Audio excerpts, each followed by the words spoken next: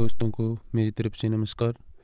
दोस्तों, आइए हम अपने पिछले टॉपिक संसद से संबंधित एग्ज़ाम रिव्यू के जो क्वेश्चन है उसमें आज हम दूसरा भाग है वो रिवाइज करने जा रहे हैं। तो आइए देखते हैं पहला क्वेश्चन। राज्यसभा में सदस्यों को मनोनीत कौन करता है? तो दोस्तों, राज्यसभा में सदस्यों को है वो मनोनीत करने का कार्य राष्ट्रपति के द्वारा किया जाता है। अगला क्वेश्चन देखिए, राज्यसभा के प्रथम सभापति कौन थे? तो दोस्तों, राज्यसभा के प्रथम सभापति है वो डॉक्टर सर्वपल्ली राधाकृष्णन थे। अगला क्वेश्चन देखिए, राज्यसभा के पहले उपसभापति कौन थे? तो राज्यसभा के पहले उपसभापति है वो SV कृष्णमूर्ति राव थे। राज्यसभा के पहले उपसभापति कौन थे? SV कृष्णमूर्ति राव थे। अगला क्वेश्चन देखिए, वर्तमान में राज्यसभा के सभापति यानी उपराष्ट्रपति है वो कौन है? तो वर्तमान में राज्यसभा के सभापति अर्थात उपराष्ट्रपति है वो M वेंकैया नायडू है। नेक्स्ट क्वेश्चन देखिए, संसद के सत्र किसके द्वारा आहूत किए जाते हैं? तो संसद के सत्र है वो राष्ट्रपति के द्वारा आहूत किए जाते हैं और यह अनुच्छेद 85 में वर्णित है। अगला क्वेश्चन देखिए, भारतीय संसद में प्रतिवर्ष कितने सत्र होते हैं? तो भारतीय संसद में प्रतिवर्ष 3 सत्र होते हैं। भारतीय संसद में प्रतिवर्ष कितने सत्र होते हैं? तो 3 सत्र होते हैं। अगला क्वेश्चन देखिए, अगले क्वेश्चन से पहले देखिए 3 सत्र है वो कौन कौन से है उसके बारे में जान लीजिए। पहला बजट सत्र जो फरवरी से मई के मध्य चलता है, और दूसरा है मानसून सत्र जो जुलाई से सितंबर के मध्य चलता है, और तीसरा है शीतकालीन सत्र जो नवंबर से दिसंबर के मध्य चलता है।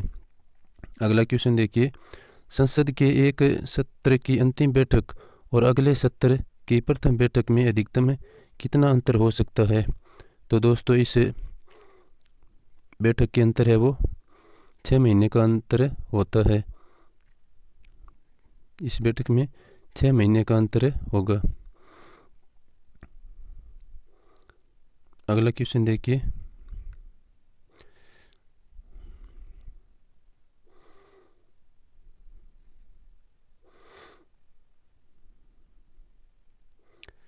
संसद में वित्तीय समितियों की संख्या कितनी है? तो दोस्तों, संसद में वित्तीय समितियों की संख्या है वो 3 है। और ये 3 कौन कौन सी है? तो इसमें पहली हो जाएगी प्राक्कलन समिति। तो प्राक्कलन समिति में सदस्यों की संख्या है वो 30 होती है और इनका कार्यकाल है वो 1 वर्ष का होता है। और प्राक्कलन समिति के जितने भी सदस्य है वो लोकसभा द्वारा निर्वाचित होते हैं। और दूसरी समिति है इसमें लोक लेखा समिति। तो लोक लेखा समिति में भी सदस्य संख्या है वो दोस्तों यहाँ पर 22 होती है और इनका कार्यकाल 1 वर्ष का होता है और दोनों सदनों द्वारा निर्वाचित होते हैं। ये ध्यान देने योग्य बिंदु है कि लोक लेखा समिति के जो सदस्य हैं वो दोनों सदनों द्वारा निर्वाचित होते हैं, जिनमें से 15 लोकसभा द्वारा निर्वाचित होते हैं और 7 है वो राज्यसभा द्वारा निर्वाचित होते हैं। इसमें तीसरी समिति है सरकारी उपक्रमों संबंधी समिति। इसमें सदस्य संख्या है वो 22 होती है और 1 वर्ष का कार्यकाल होता है और ये 1 वर्ष का कार्यकाल है वो तीनों समितियों में होता है।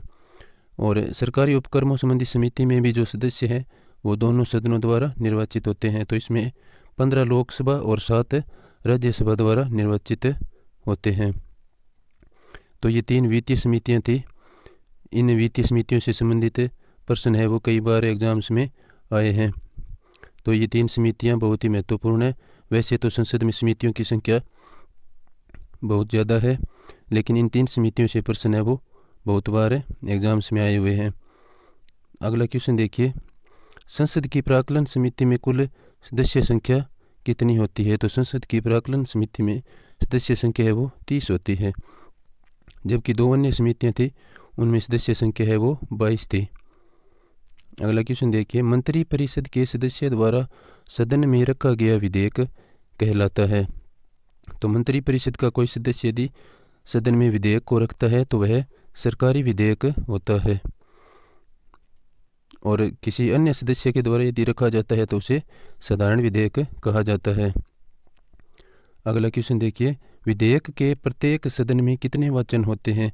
तो विधेयक के प्रत्येक सदन में है वो 3 वचन होते हैं। कितने वचन होते हैं? कुल 3 वचन होते हैं। अगला क्वेश्चन देखिए, धन विधेयक है वो किस प्रकार का विधेयक है? तो धन विधेयक है वो दोस्तों सरकारी विधेयक है, और धन विधेयक है वो केवल लोकसभा में प्रस्तुत किया जाता है। नेक्स्ट क्वेश्चन देखिए,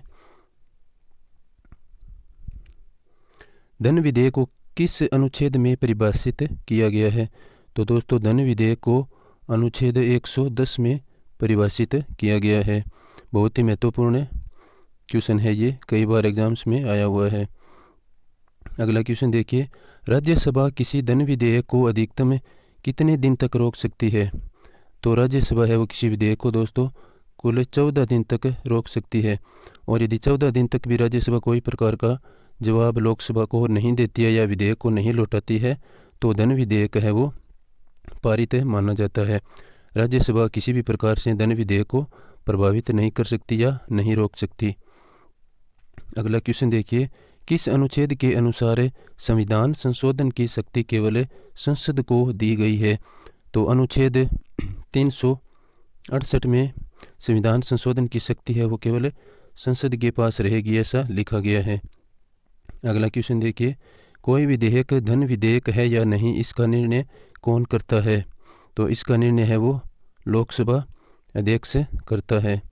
दोस्तों यदि आपको वीडियो अच्छा लगे तो इसको लाइक शेयर और सब्सक्राइब अवश्य करना। और अगला क्वेश्चन देखिए कि राज्यसभा को प्राप्त 2 विशेषाधिकार कौन से हैं? दोस्तों राज्यसभा को 2 विशेषाधिकार दिए गए हैं। वैसे तो राज्यसभा के पास लोकसभा की तुलना में अधिकार है वो बहुत ही कम है, और जो राज्यसभा को 2 विशेषाधिकार दिए गए हैं वो इस प्रकार है। पहला है राज्य सूची पर कानून बनाने की शक्ति संसद को देना, और दूसरा हो जाएगा अखिल भारतीय सेवा का सृजन करना। ये भी राज्यसभा के पास एक विशेष अधिकार के रूप में ग्रहित है। अगला क्वेश्चन देखिए, संविधान के अनुसार संसद के दोनों सदनों का संयुक्त अधिवेशन 1 वर्ष में कितनी बार बुलाना जरूरी है? तो यह अधिवेशन है वो दोस्तों 1 वर्ष में 2 बार बुलाना जरूरी है। अगला क्वेश्चन देखिए, यदि संसद किसी विशिष्ट उद्देश्य के लिए कोई समिति नियुक्त करे तो उस समिति को क्या कहते हैं? तो दोस्तों यह समिति है वो तदर्थ समिति कहलाती है।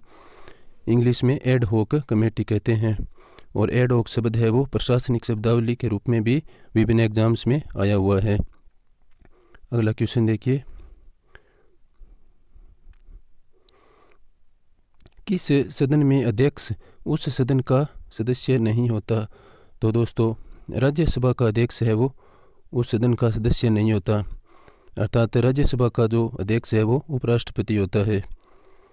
अगला क्वेश्चन देखिए, कौन सा अनुच्छेद संसद को राज्य सूची के विषयों पर कानून बनाने का अधिकार देता है? तो अनुच्छेद 249 है वो संसद को राज्य सूची के विषयों पर कानून बनाने का अधिकार देता है। अगला क्वेश्चन देखिए, संसद को कौन भंग कर सकता है? बहुत ही आसान और महत्वपूर्ण क्वेश्चन है। तो राष्ट्रपति है वो संसद को भंग कर सकता है।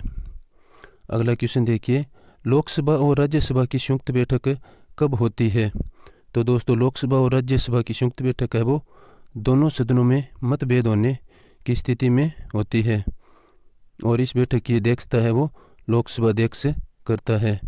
तो दोनों सदनों में तो मतभेद होगा तो संयुक्त बैठक होगी, और राष्ट्रपति के द्वारा यह बैठक है वो बुलाई जाती है। अगला क्वेश्चन देखिए, स्वतंत्र भारत के इतिहास में अब तक कितनी बार संयुक्त बैठक हुई है? तो दोस्तों अब तक ऐसा 3 बार हो चुका है कि किसी विधेयक पर दोनों सदनों में सहमति नहीं बनी हो और संयुक्त बैठक है वो बुलानी पड़ी हो। तो 3 बार ऐसा हो चुका है। तो पहली बार हुआ था 1961 में, और दूसरी बार 1978 में, और तीसरी बार 2002 में हुआ था। अगला क्वेश्चन देखिए, संसद के किसी सदस्य की सदस्यता कितने दिन तक सदन को बिना सूचना दिए अनुपस्थित रहने पर समाप्त हो जाती है? तो इसमें दोस्तों 60 दिन की अवधि है, उसके बाद उस सदस्य की सदस्यता है वो रद्द कर दी जाती है। अगला क्वेश्चन देखिए, संसदीय प्रणाली वाली सरकार को अन्य किस नाम से जाना जाता है? तो उस सरकार को दोस्तों संघीय सरकार के नाम से जाना जाता है। अगला क्वेश्चन देखिए, भारत की संचित निधि से धन निर्गम पर किसका नियंत्रण होता है? तो दोस्तों संसद का है वो नियंत्रण होता है। भारत की जो संचित निधि है उससे धन के आने जाने संबंधित जो नियंत्रण है वो संसद का होता है। अगला क्वेश्चन देखिए, लोकसभा द्वारा पारित धन विधेयक राज्यसभा के द्वारा भी पारित मान लिया जाएगा यदि राज्यसभा द्वारा उस पर कोई कार्यवाही नहीं की जाती है। यानी कितने दिन तक कार्रवाई यदि राज्यसभा नहीं करे तो उसे धन विधेयक को पारित माना जाता है। तो 14 दिन का समय राज्यसभा के पास होता है।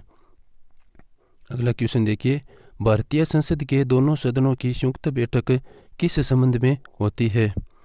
तो साधारण विधेयक के संबंध में यह बैठक होती है। अगला क्वेश्चन देखिए, लोकसभा के वर्तमान महासचिव कौन है? तो बहुत ही महत्वपूर्ण क्वेश्चन है दोस्तों। तो लोकसभा के वर्तमान जो महासचिव है वो उत्पल कुमार सिंह है, जिन्होंने स्नेहलता श्रीवास्तव के बाद में ये पद ग्रहण किया है।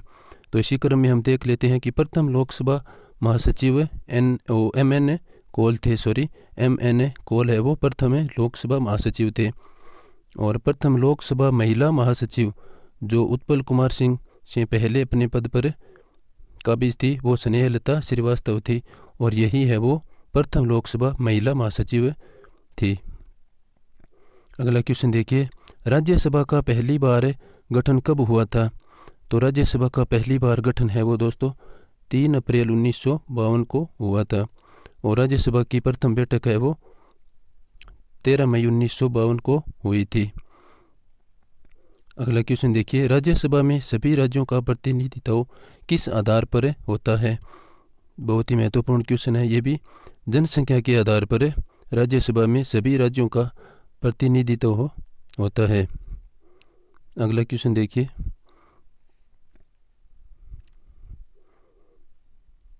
वे राज्यसभा सदस्य जो प्रधानमंत्री भी बने। तो ये भी बहुत ही महत्वपूर्ण क्वेश्चन है। तो 4 प्रधानमंत्री ऐसे हैं जो पहले राज्यसभा सदस्य थे, बाद में वे प्रधानमंत्री पद पर भी काबिज हुए। तो इनमें पहले हैं इंदिरा गांधी, और दूसरे हैं HD देवगौड़ा, और 3 नंबर पर है इंद्र कुमार गुजराल, और 4 नंबर पर है डॉक्टर मनमोहन सिंह, जो ये पहले राज्यसभा सदस्य थे, बाद में प्रधानमंत्री भी बने। अगला क्वेश्चन देखिए, ऐसे पहले प्रधानमंत्री कौन थे जो संसद में विश्वास मत हासिल नहीं कर पाए? तो दोस्तों विश्वनाथ प्रताप सिंह ऐसे प्रधानमंत्री थे जो संसद में विश्वास मत है वो हासिल नहीं कर पाए थे। अगला क्वेश्चन देखिए, लोकसभा अध्यक्ष को अन्य किस नाम से जाना जाता है? दोस्तों इसका आंसर आपको कमेंट बॉक्स में देना है। जो हमने पिछले वीडियो में ये क्वेश्चन है वो रिवाइज किया था, इसका उत्तर आप कमेंट बॉक्स में अवश्य दें। और यदि वीडियो आपको पसंद आया हो तो लाइक शेयर एवं सब्सक्राइब अवश्य करें। वीडियो को पूरा देखने के लिए सभी का धन्यवाद।